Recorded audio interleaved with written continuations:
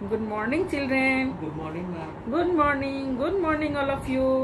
आज बेटा हम लोग पार्ट 3 संस्कृत सुरभि पार्ट 3 उपकार का वृक्षा पढ़ेंगे। So all of you take out your Sanskrit Surabhi book and turn page number 21, chapter 3 उपकार का वृक्षा। उपकार का वृक्षा का क्या अर्थ होता है बेटा? उपकारी वृक्ष है ना। तो वृक्ष हमारे लिए बहुत उपकारी होते हैं। कैसे वृक्ष हमारे लिए उपकारी कैसे होते हैं? हाँ, वृक्ष से हमें फल, फूल, पत्ते, लकड़ियां, वलकल, छाया, बहुत सारी चीजें प्राप्त होती हैं। साथ ही वृक्ष हमें स्वच्छ वायु, स्वच्छ वातावरण प्रदान करती है। वृक्ष हमें स्वच्छ वायु, स्वच्छ वातावरण प्रदान करती है। वृक्ष हम लोग सांस में क्या लेते हैं बेटा? हम लोग सांस में ऑक्सीजन लेते हैं और कार्बन डाइऑक्साइड छोड़ते हैं, और वृक्ष कार्बन डाइऑक्साइड लेते हैं और ऑक्सीजन छोड़ते हैं। तो इस तरह से हमें श्वसन क्रिया में भी वृक्ष सहायता करती है। वे हमें ऑक्सीजन प्रदान करती है, वातावरण को शुद्ध करती है। वृक्ष हमारे लिए बहुत उपकारी हैं। वृक्ष हमारे जीवन के आधार हैं। आइए बेटा हम इस चैप्टर को अब पढ़ते हैं। वृक्षास्माकं जीवनस्य आधारा सन्ति। वृक्ष हमारे जीवन के आधार हैं। एते भूमे उद्भवन्ति। यह भूमि में उत्पन्न होते हैं। भूमे इति पदे का विभक्ति बोलिए? सप्तमी। Very good. हाँ, एते भूमे उद्भवन्ति। एतेषां मूलानि पृथिव्यां दूरं दूरं ततानि भवन्ति। इनकी जड़ें पृथ्वी में दूर दूर तक फैली हुई होती हैं।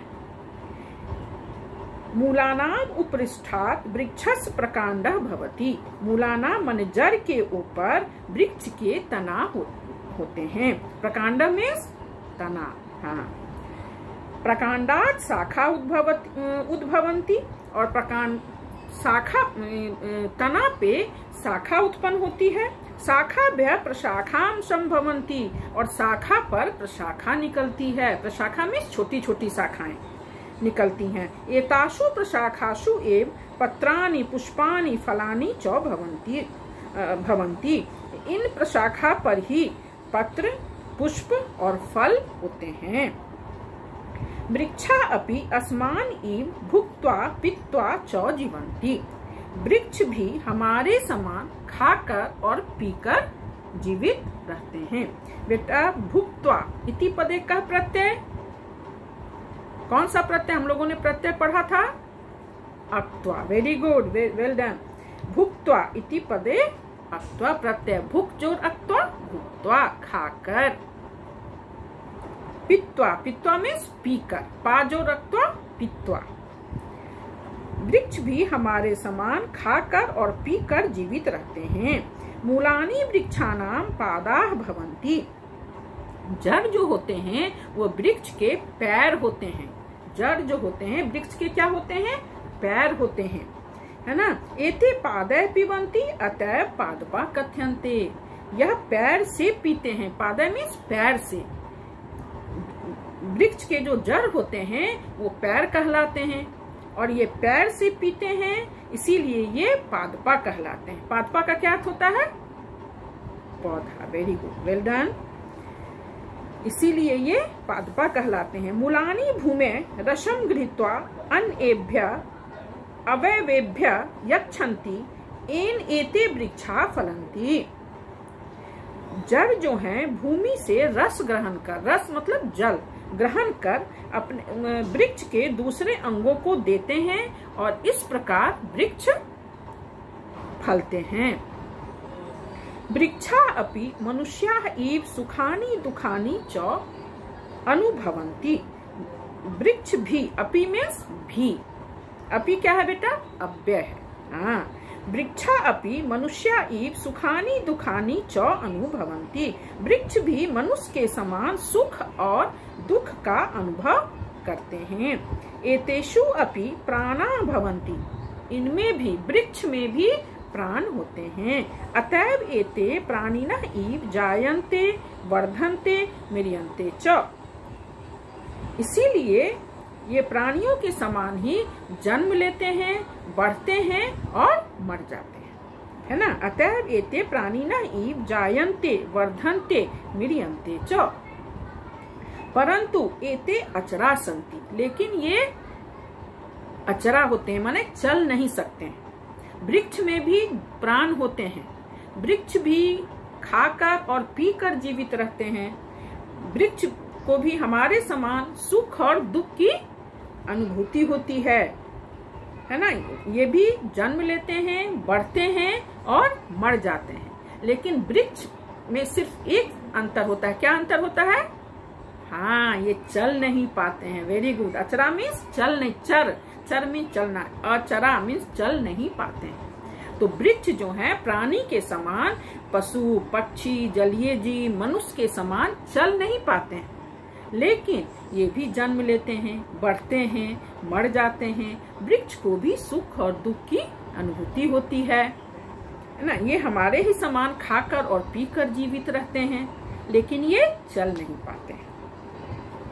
एतेषु अपि प्राणा भवन्ति अतएव एते प्राणिनः इव जायन्ते वर्धन्ते म्रियन्ते च। इसलिए ये प्राणी के समान जन्म लेते हैं, बढ़ते हैं और मर जाते हैं। परंतु एते अचरा सन्ति, ये चल नहीं सकते हैं। अर्थात एते खग मृग जलचर नराः इव न चरन्ति। अतः ये पशु पक्षी जलचर और मनुष्य के समान चल नहीं पाते हैं। वृक्षाणाम बहवः भेदा सन्ति, वृक्ष के अनेक भेद होते हैं। एतेषु केचित् फल वृक्षा सन्ति अन्ये च पुष्प वृक्षा भवन्ति। वृक्षों के अनेक भेद होते हैं ना। सभी वृक्ष तो फल नहीं दे सकते हैं, सभी वृक्ष तो फूल नहीं दे सकते हैं, देते हैं नहीं। हाँ, तो वृक्षाणाम बहवः भेदा सन्ति, वृक्ष के अनेक भेद होते हैं।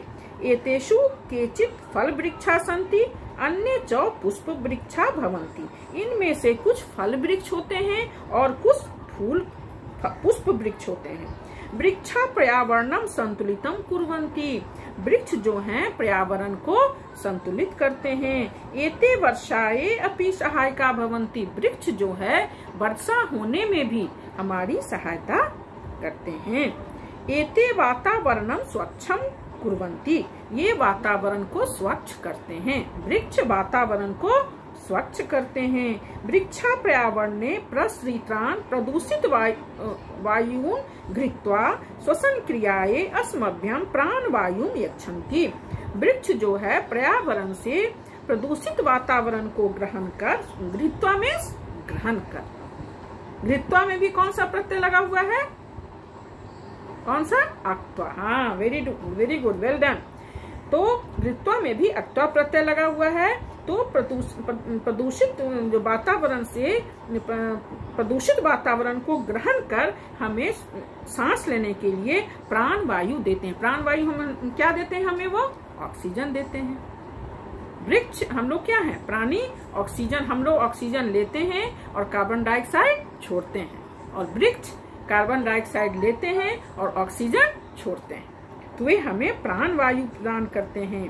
वृक्षा पत्र पुष्प फल छाया वल्कल काष्ठे च सदैव प्राणिनाम उपकारम कुर्वन्ति। वृक्ष जो हैं पत्ता, फूल, फल, छाया, वल्कल और लकड़ियों से सदैव प्राणियों की रक्षा उपकार करते हैं। अतः उपकार का एते वृक्ष, इसीलिए ये वृक्ष उपकारी होते हैं। एते बिना अस्माकं जीवनम असंभवम अस्ति, इनके बिना हमारा जीवन असंभव है। एतेषां रक्षणे एव अस्माकं जीवनस्य रक्षणम, इनकी रक्षा में ही हमारे जीवन की रक्षा है। अतएव कथ्यते, क्या कहा गया है बेटा? रक्षणीया एते उपकार का वृक्षा, इन उपकारी वृक्षों की रक्षा करनी चाहिए। वृक्ष को काटना चाहिए? नहीं, वृक्ष को नहीं काटना चाहिए। क्यों? वृक्ष हमें स्वच्छ वायु प्रदान करते हैं, स्वच्छ वायु प्रदान करते हैं, स्वच्छ वातावरण प्रदान करते हैं, प्रदूषित वायु को ग्रहण कर हमें स्वच्छ वायु देते हैं, हमें ऑक्सीजन देते हैं। इनके बिना हमारा जीवन असंभव है। एतेषां रक्षणे एव अस्माकं जीवनस्य रक्षणम, इनकी रक्षा में ही हमारे जीवन की रक्षा है। हाँ, अतएव कथ्यते, इसलिए कहा गया है, रक्षणीया एते उपकार का वृक्षा, इसलिए कहा गया है इन उपकारी वृक्षों की रक्षा करनी चाहिए। ठीक है, अब देखो बेटा, आइए अब हम लोग इसके शब्दार्थ को देखें। ततानी, ततानी का क्या अर्थ होता है? बोलिए। फैले हुए, वेरी गुड। स्प्रेड, जो बोलते हैं स्प्रेड कर गया, फैल गया। प्रकांड, प्रकांड मीन्स तना। भुक्त्वा, भुक्त्वा का अर्थ क्या होता है? खाकर। खादित्वा और भुक्त्वा दोनों का अर्थ होता है खाकर, आफ्टर ईटिंग, है ना। अवयवेभ्य, अवयवेभ्य क्या हुआ? अंगों के लिए। जायन्ते, जायन्ते मीन्स उत्पन्न होते हैं। वर्धन्ते, वर्धन्ते का क्या अर्थ होता है बेटा? बढ़ते हैं। और मिरियन्ते, मिरियन्ते मीन्स मर जाते हैं। अचरा, अचरा तो अब जानते हैं क्या होता है? अचरा मीन्स जो नहीं चल सकता है ना, न चलने वाले। प्रसृतान, प्रसृतान का क्या अर्थ होता है बेटा? प्रसृतान, प्रसृतान का क्या अर्थ होता है? फैले हुए, स्प्रेडेड। ततानी का भी अर्थ होता है फैले हुए, और प्रसृतान का भी अर्थ होता है फैले हुए। काष्ठे, काष्ठे मीन्स लकड़ियों से। काष्ठे का क्या अर्थ होता है बेटा? लकड़ियों से। Very good. अब आइए, अब हम लोग इसका अभ्यास देखें। Turn page number 22, page number 22। आइए अभ्यास, पहला अभ्यास है एतानि वाक्यानि शुद्धानि और शुद्धानि वा इति पाठम पठित्वा वदन्तु लिखन्तु च। बोल रहा है इन वाक्यों को में इन पाठों को पढ़ने के बाद बताएं कि ये वाक्य कौन सही है, शुद्ध है और कौन अशुद्ध है। तो पहला है वृक्षा अस्माकं जीवनस आधारा सन्ति। वृक्ष हमारे जीवन के आधार हैं। क्या है? शुद्धम, वेरी गुड। वृक्षा भूमे उद्भवन्ति, शुद्धम और अशुद्धम? शुद्धम। वृक्ष तो वृक्ष कहाँ उत्पन्न होते हैं? भूमि में। हाँ। वृक्षा अपि भोजनम कुर्वन्ति, वृक्ष भी भोजन करते हैं। शुद्धम और अशुद्धम? शुद्धम। हाँ। सर्वे वृक्षा फलानि इच्छन्ति, क्या सभी वृक्ष फल देते हैं? बोलो, देते हैं? नहीं देते हैं। तो शुद्धम होगा कि अशुद्धम? अशुद्धम। Very good. वृक्षा अपि जायन्ते वर्धन्ते मिरियन्ते च, वृक्ष भी जन्म लेते हैं, बढ़ते हैं और मर जाते हैं। शुद्धम और अशुद्धम क्या होगा बेटा? बोलो। शुद्धम। Very good. वृक्षा अस्माभिः रक्षणीया भवन्ति, वृक्ष हमारी रक्षा करते हैं। शुद्धम और अशुद्धम?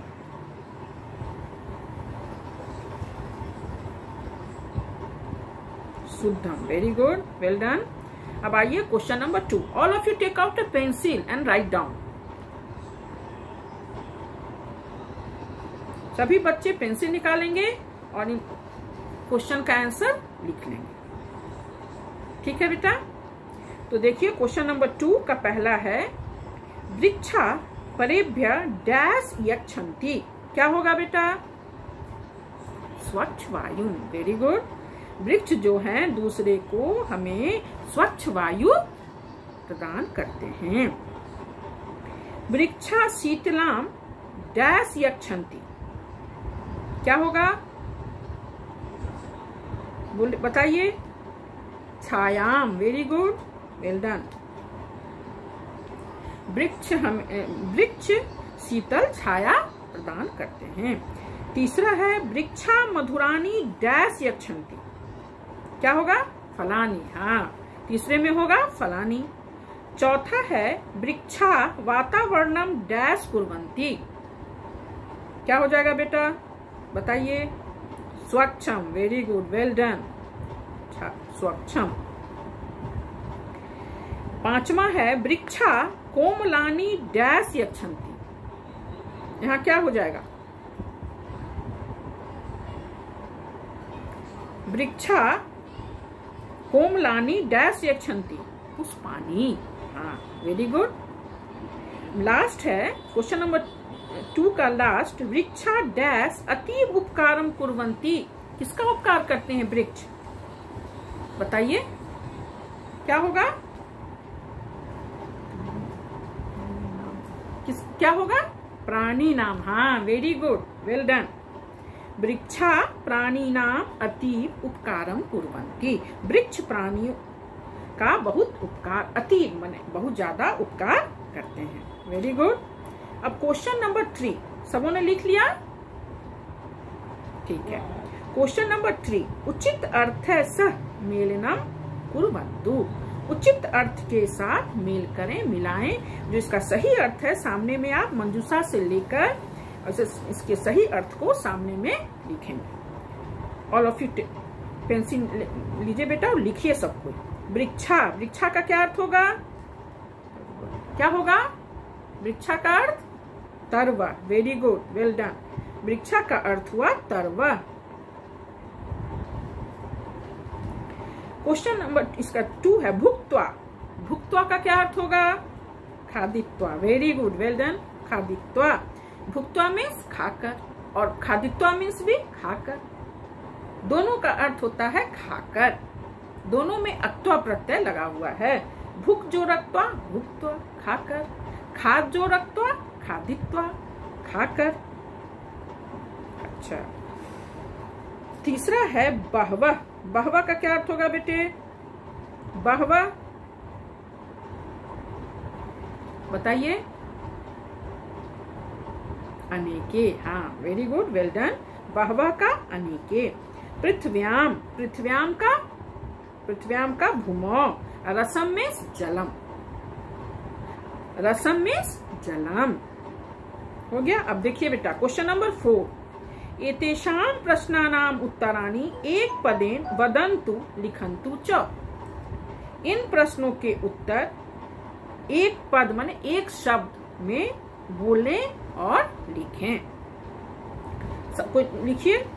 वृक्षा कस्या उद्भवन्ति। वृक्ष कहाँ पे उत्पन्न होते हैं? कहाँ पे उत्पन्न होते हैं? भूमौ। हाँ, तो लिखिए भूमौ। वृक्षा भूमौ उद्भवन्ति। दूसरा देखिए, शाखा कस्मात् उद्भवन्ति। कहाँ पे उत्पन्न होते हैं शाखा? प्रकांडात। कहाँ से निकलती है शाखा? तना से। प्रकांडात। तना का क्या अर्थ होता है? प्रकांड मीन्स तना। प्रकांड मीन्स तना, तो तना से निकलती है। Very good. पुष्पाणि कुत्र भवन्ति। पुष्प कहाँ होते हैं? प्रशाखासु। प्रशाखासु। पुष्प कहाँ होते हैं बेटा? प्रशाखासु। पुष्प कहाँ होते हैं? प्रशाखासु।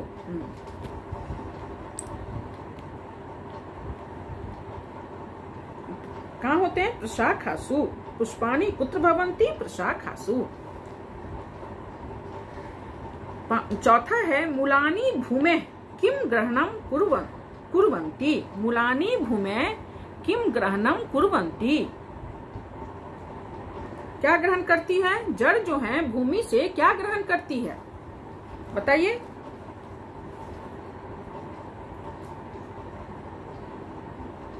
क्या ग्रहण करती है?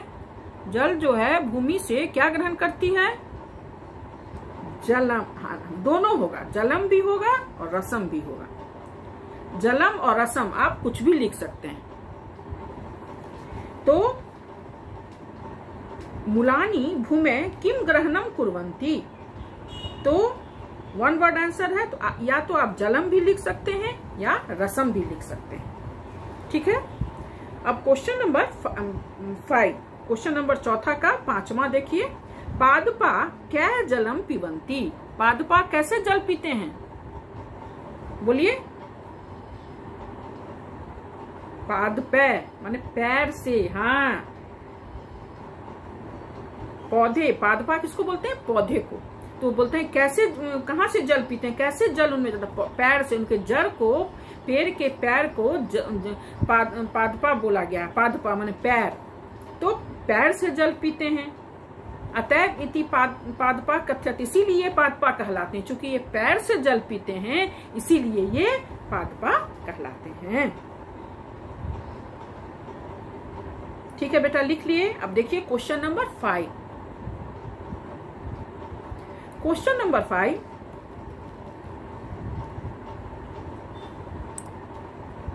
क्वेश्चन नंबर 5, एतेषां प्रश्नानाम् उत्तराणि पूर्णवाक्येन लिखन्तु।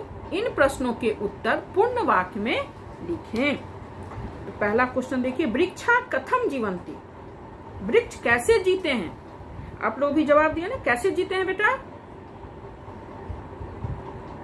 वृक्षा भुक्त्वा पीत्वा च जीवन्ति, वृक्षा भुक्त्वा पीत्वा च जीवन्ति। वृक्ष जो है खाकर और पीकर जीते हैं। दूसरा है वृक्षा पादपा किमर्थम कथ्यन्ते, वृक्ष जो है पादपा क्यों कहलाते हैं? क्यों कहलाते हैं वृक्ष पादपा? बोलिए।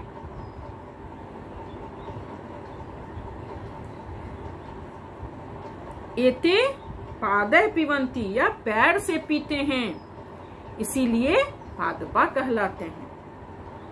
लिखिए, एते पादे, पआकार, दो पर दो एकले और विसर्ग, पादे। ठीक है, एते पादे पिबन्ति, ये पैर से पीते हैं। अतएव पादपा कथ्यन्ते, इसीलिए पादपा कहलाते हैं। लिखिए, एते पादे पिबन्ति, एते पआकार, दो पर दो एकले और विसर्ग, पादे माने पैर से। एते पादे पिबन्ति अतएव पादपा कथ्यन्ते, एते पादे पिबन्ति अतएव पादपा कथ्यन्ति। क्या होगा? वृक्षा पादपा किमर्थम कथ्यन्ते, वृक्ष पादपा क्यों कहलाते हैं? तो एते पादे पिबन्ति अतएव पादपा कथ्यन्ते। लिख लिए। चलिए क्वेश्चन नंबर 3, वृक्षा कथम फलन्ति, वृक्ष कैसे फलते हैं?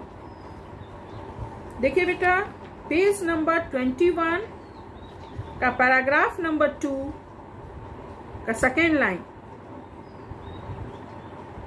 मूलानि भूमे रसम गृहीत्वा अन्येभ्य अवयवेभ्य यच्छन्ति एन एते वृक्षा फलन्ति।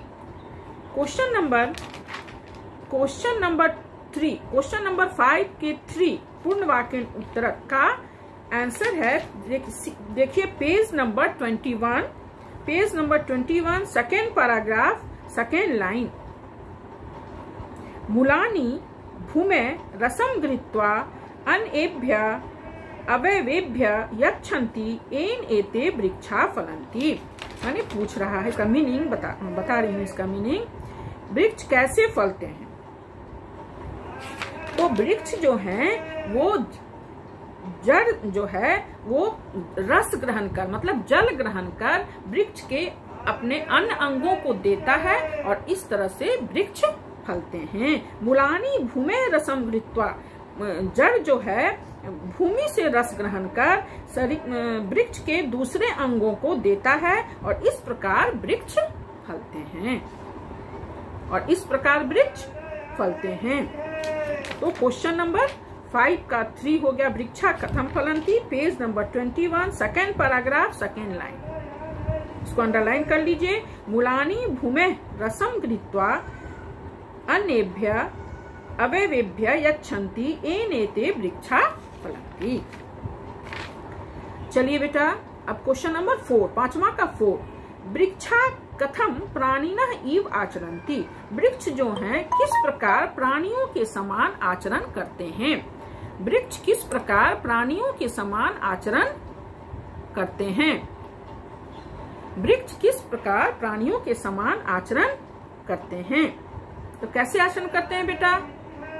क्योंकि ये मनुष्य के समान ही खाकर पीकर जीते हैं, ये भी सुख और दुख की अनुभूति करते हैं, ये भी जन्म लेते हैं, बढ़ते हैं और मर जाते हैं। तो देखिए बेटा, ये पेज नंबर 21 देखिए, सेकेंड पैराग्राफ का सेकेंड लाइन में लास्ट सेंटेंस, वृक्षा अपि मनुष्या इव सुखानि दुखानि च अनुभवन्ति एतेषु अपि प्राणा भवन्ति।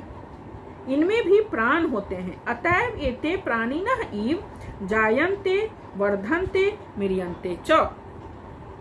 इसलिए ये प्राणी के समान ही जन्म लेते हैं, बढ़ते हैं और मर जाते हैं। तो क्वेश्चन नंबर 5 का चौथा देखिए, पेज नंबर 21 सेकेंड पैराग्राफ और सेकेंड और थर्ड लाइन, सेकेंड लाइन का लास्ट सेंटेंस और थर्ड लाइन का म्रियन्ते च अंडरलाइन कर लीजिए बेटा। क्वेश्चन नंबर 5वां का चौथा सेकेंड पूर्ण वाक्य उत्तर जो है सेकेंड पैराग्राफ का सेकेंड लाइन, वृक्षा अपि मनुष्या इव, और थर्ड लाइन, सुखानि दुखानि च अनुभवन्ति एतेषु अपि प्राणा भवन्ति अतएव एते प्राणिनः इव जायन्ते वर्धन्ते म्रियन्ते च। इसको अंडरलाइन कर लीजिए, ठीक है।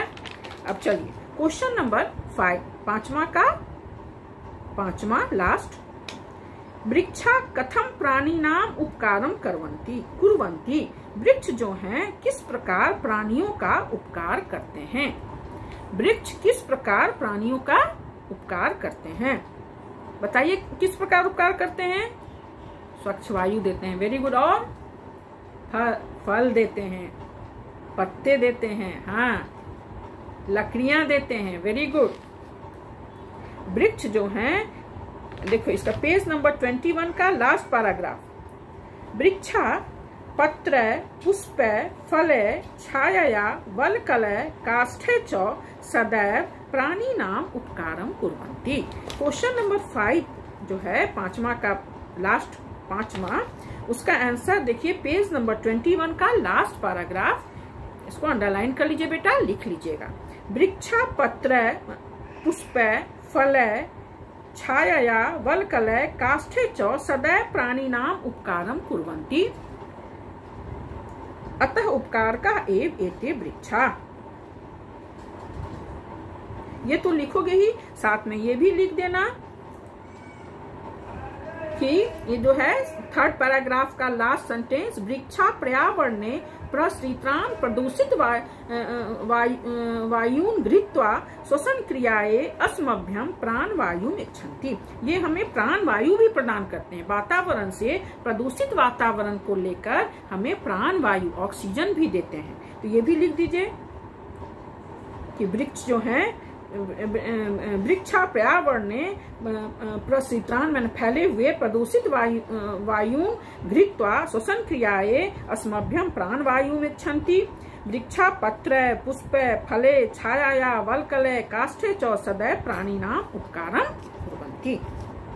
तो कैसे सहायता करते हैं, हमें स्वच्छ वायु देते हैं, फल देते हैं, फूल देते हैं, लकड़ियां देते हैं, छाया देते हैं।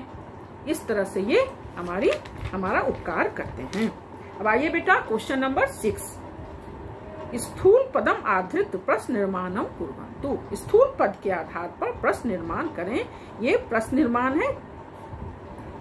देखिए बेटा, इसमें आप फुल सेंटेंस में प्रश्न निर्माण जब भी आप कीजिएगा, पूर्ण वाक्य में आप उत्तर दीजिएगा। आपको मान लीजिए क्वेश्चन बनाने दिया गया, कोई प्रश्न एग्जाम के लिए क्वेश्चन बनाने दिया गया और आपने लिख दिया के कस्मिन कह कुत्र केन, तो क्या ये तो क्वेश्चन प्रश्न पूरा नहीं हुआ, प्रश्न पत्र पूरा नहीं हुआ ना। जब तक हम फुल सेंटेंस में नहीं लिखेंगे वो प्रश्न निर्माण कंप्लीट नहीं माना जाए।